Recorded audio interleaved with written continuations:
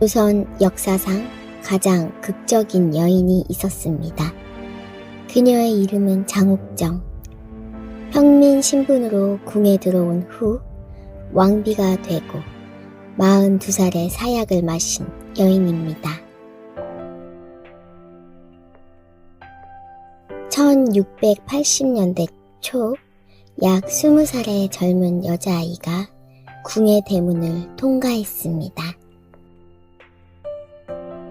그 이름은 장옥정. 평민 신분으로 궁녀가 되는 것은 매우 드문 일이었습니다.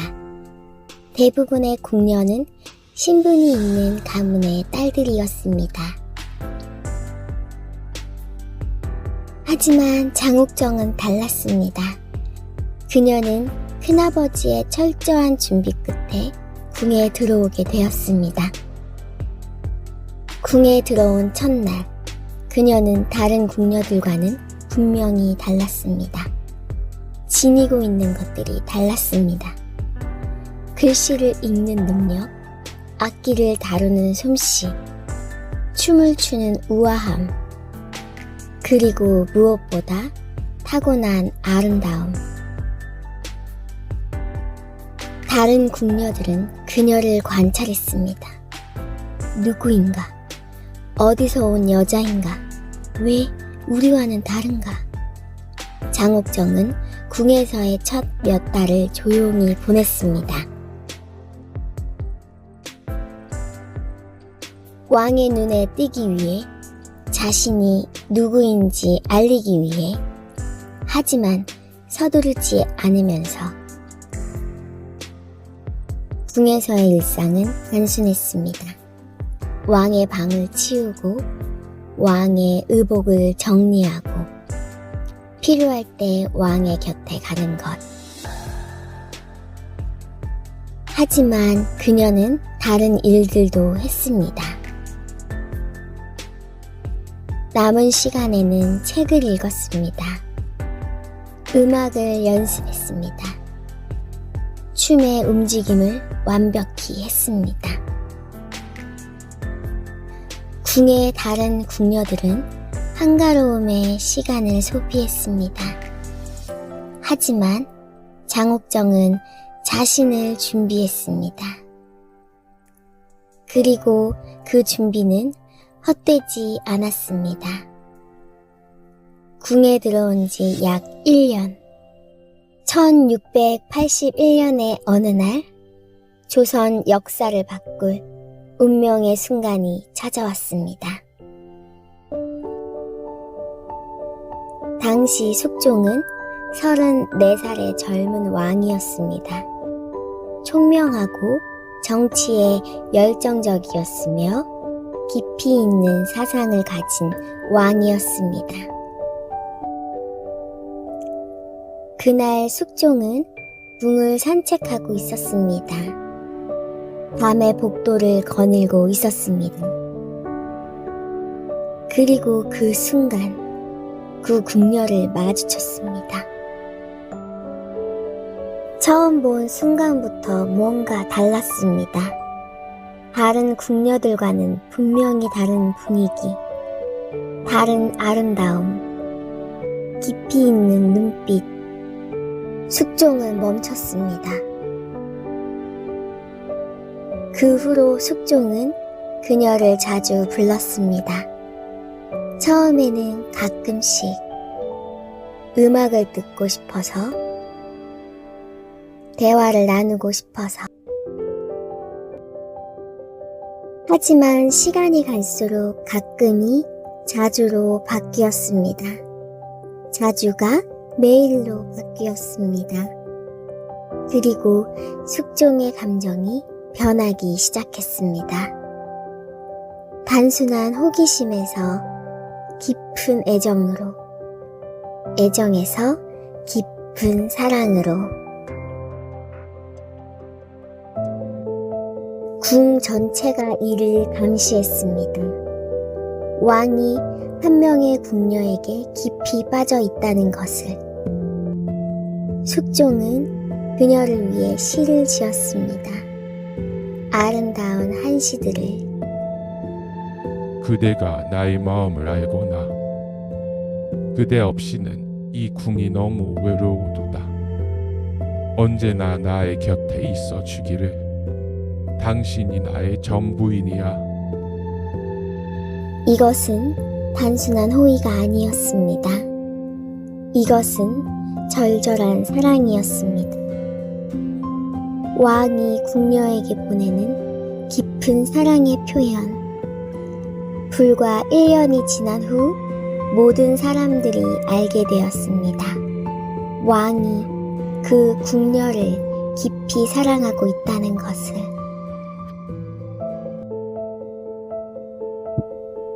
조정의 신하들은 뜻밖의 상황에 당황했습니다. 왕께서 평민 신분의 궁녀를 사랑하신다니. 이것이 어떤 의미인지 아실까? 왕비 책봉까지 생각한다는 뜻 아닐까? 그러나 아무도 왕에게 직언할 수 없었습니다. 왕의 마음이 이미 정해졌기 때문입니다. 숙종의 사랑은 깊었습니다. 그녀가 없으면 밥도 맛있게 먹지 못했습니다. 그녀를 보지 못한 날에는 밤 하루 안절부절 못했습니다. 그리고 모든 신하들과 왕의 가족이 느꼈습니다. 이것이 단순한 호의가 아니라는 것을. 이것이 왕비까지 진행될 깊은 사랑이라는 것을. 7년의 사랑 끝에 1688년 3월 역사적인 사건이 일어났습니다. 장옥정은 왕비가 되었습니다. 조선 건국 이래 처음 있는 일이었습니다. 평민 신분의 여자가 왕비가 된 것입니다. 왕비 책봉식은 화려했습니다. 궁의 모든 것을 동원한 큰 의식이었습니다. 장옥정은 왕비관을 썼습니다. 주홍색의 왕비 의복을 입었습니다. 그 순간 모든 사람들이 무릎을 꿇었습니다. 궁녀는 사라지고 왕비가 탄생했습니다. 평민의 딸이 궁모가 되었습니다. 이제 그녀의 이름은 장희빈이었습니다. 조정의 신하들은 복잡한 감정을 느꼈습니다. 축하해야 할까? 반발해야 할까? 서인 세력의 신하들은 노했습니다. 평민이 왕비라니, 이것은 신분제를 무너뜨리는 행위입니다. 조정의 반발은 심했습니다. 특히 서인이라 불리는 파벌은 이것이 남인의 권력 남용이라고 생각했습니다. 장희빈은 남인의 후원을 받아 왕비가 되었기 때문입니다. 대비도 반대했습니다. 하지만 숙종의 결정은 확고했습니다. 이렇게 장희빈은 왕비가 되었습니다. 궁 전체가 그녀를 경배했습니다. 평민의 딸이 궁모가 되었습니다. 그러나 모두가 축하하지는 않았습니다. 많은 신하들이 이 결정에 깊은 불만을 품고 있었습니다. 조정의 파벌 싸움이 심해졌습니다. 남인, 서인. 이 갈등은 조정의 주요 문제가 되었습니다. 그리고 또 다른 변수가 있었습니다. 왕의 어머니 대비의 반대. 대비는 계속해서 불만을 표현했습니다. 궁궐 곳곳에서 장희빈의 왕비 자리를 의심했습니다. 하지만 숙종의 깊은 사랑 앞에서 모든 반대는 무너졌습니다. 그러나 이것은 영광의 결정이자 동시에 비극의 시작이었습니다. 왕비가 된 지 6년, 모든 것이 변하기 시작했습니다. 왕비가 갖춰야 할 가장 중요한 책무가 있었습니다. 왕자를 낳는 것입니다. 6년을 왕비로 있으면서 장희빈은 아직 아들을 낳지 못했습니다. 이것이 문제가 되기 시작했습니다. 조정의 신하들은 속삭이기 시작했습니다. 그 와중에 또 다른 후궁이 있었습니다. 신씨라고 불리는 후궁입니다. 신씨는 왕자를 낳았습니다. 이 한 명의 왕자가 모든 것을 바꾸었습니다. 대비는 신씨를 돌보기 시작했습니다. 왕의 어머니가 신씨 소생의 왕자를 보살피기 시작한 것입니다. 그것의 의미는 명확했습니다. 다음의 왕위 계승자는 신씨의 아들일 가능성이 높다는 것. 조정의 서인 세력은 이를 기회로 봤습니다. 조정의 모든 신하들의 시선이 신씨 소생으로 향하기 시작했습니다. 그리고 가장 중요한 사람, 숙종은 점점 신씨 소생을 찾기 시작했습니다. 자신의 왕자를 보고 싶었기 때문입니다. 장희빈은 이를 감지했습니다. 궁의 모든 사람들이 그를 느꼈습니다. 왕의 마음이 변했다는 것을. 처음의 열정적인 사랑은 이제 말 같은 일상이 되어버렸습니다. 왕은 자신의 왕자를 원했습니다. 그리고 장희빈은 그 왕자를 낳지 못한 죄인이 되었습니다. 조정의 당파 싸움도 심화되었습니다. 남인, 서인, 이 당파 싸움 속에서 장희빈은 버려졌습니다. 1694년 5월, 조선 역사에서 가장 비극적인 사건이 일어났습니다. 장희빈은 폐위당했습니다. 왕비에서 평민으로, 국모에서 죄인으로, 그렇게 빠르게 모든 것이 무너져 내렸습니다. 폐위의 명목은 남인의 영모 사건이었습니다. 장희빈이 숙종에게 독을 울렸다는 혐의였습니다.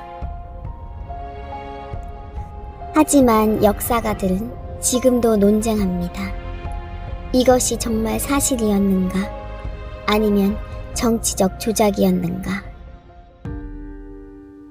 당시의 현실은 그런 논쟁과는 무관했습니다.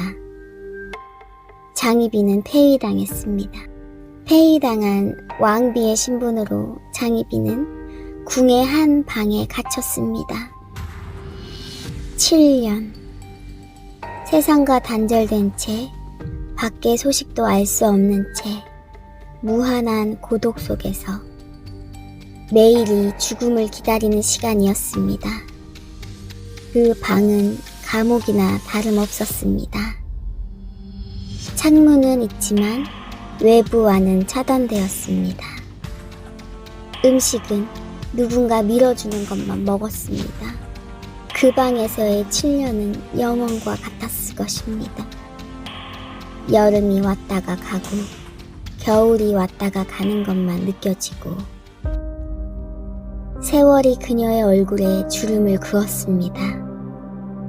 검은 머리도 하얀색으로 변해갔습니다.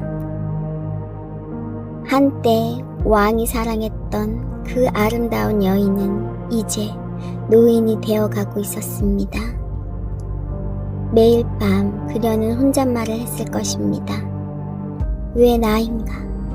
내가 뭘 잘못했나? 전하는 나를 정말 잊어버렸나?